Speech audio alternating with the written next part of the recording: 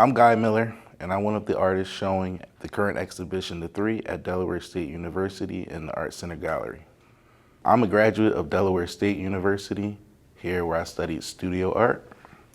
This is where I honed my skills and got a technical grasp on the arts.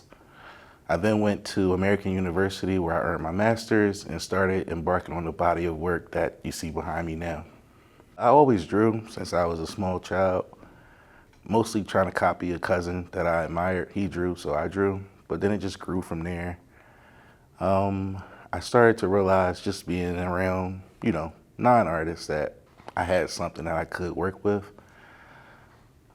My mom actually signed me up for engineering when I applied to Delaware State University, but that didn't feel right, so I changed it to studio art, and the rest was kind of history. I began with actually applying to calls for art, and I did that so much that I kind of got a good circle or network that I could rely on, and they pretty much call me now, which is a nice thing to have happen. The fellowships that I received were, I got one out of graduating from here, from the DDOA, which was for works on paper, so I was still drawing at that point. I got another one in 2014 from the DDOA, in which I was awarded for my sculptural work. And then most recently, I got accepted into the pilot program for the Artist and Career Development program with the DDOA, which is part of what you actually see behind us now. What I think is interesting about the work in this current exhibition is that it's kind of a return to 2D for me. I had a big shift when I went to grad school where I started working three-dimensionally, but I made my return back to works on the wall this time around, and I was able to go into my flat file and find some works that I had kind of started to understand maybe 3 or 4 years ago, but just with a little bit of thought and intention, I was able to finish up those works and tell a continuous story that I seem to enjoy as of now. So these works are all about pop culture and what we perceive as pop culture. So during my time in undergrad, I was in a cohort of maybe like 9 or 10 students, and they were all white. And some of the points and the cultural references that I was making, they just weren't clicking with my cohort. So I realized that I knew about something that they didn't, which was an awkward thing at first, but then I realized it was a point where I could educate and inform them on the things that I knew and that were near and dear to me. So you see a bunch of movies that I'm referencing, a bunch of moments that were pivotal in my life when I saw these movies and actually understood what was happening. So I'm just pointing those times out and actually presenting it in a way that feels good to me. So these works right here, they're referencing the 5 Heartbeats, which is a fictional story, but it has a lot of real life situations that artists and groups went through back in the day. And just the adversities that they faced as Black groups and Black artists. So for instance, there's a digital layer to all the works that you see here. So if you have the right app on your phone, you can put it up to the image and it'll play a clip of the movie on top.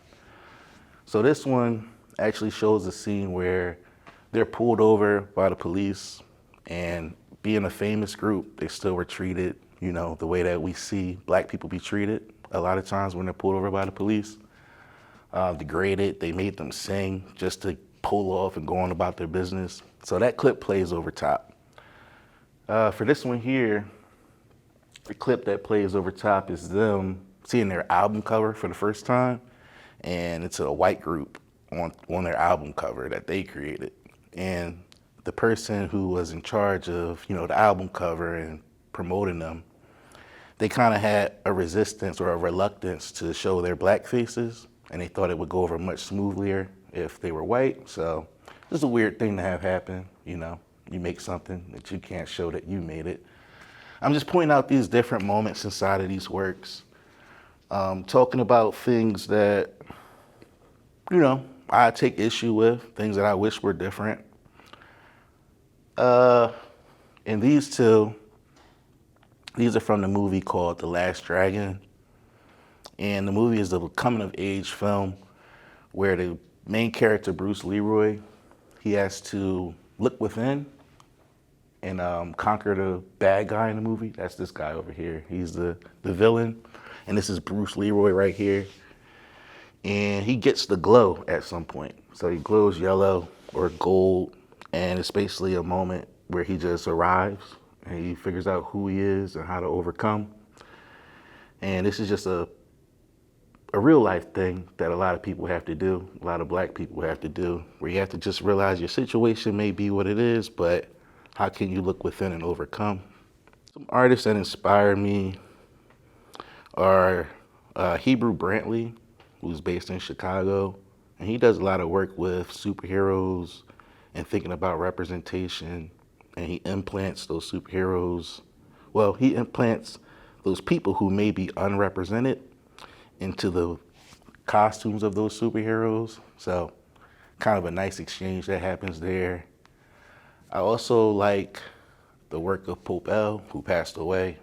One particular work that I like of his is where he has like a racism pulverizing truck, and you bring items that are racist to the truck and he pulverizes them. So I like that work because he takes action. He's doing something about the things that he dislikes, trying to right a wrong, and I think I do the same thing within my work. Right now, I do think that I just have a desire to get back into drawing and illustrating. It's a practice that I kind of moved away from.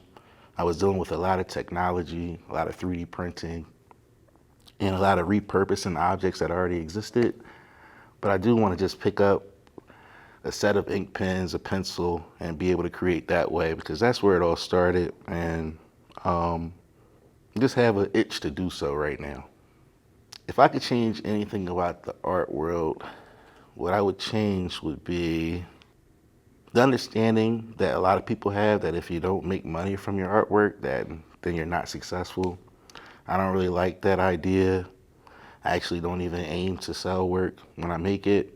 And I've still gotten monetary funds from my work, but that's never my goal. That's not what I'm thinking about. And I think it just protects me in a way. You know, I don't have to have that struggle or that feat in front of me all the time. I can just make work freely and be expressive and address the things that I want to address, and it just comes from inside more so than the money that's not inside my pockets.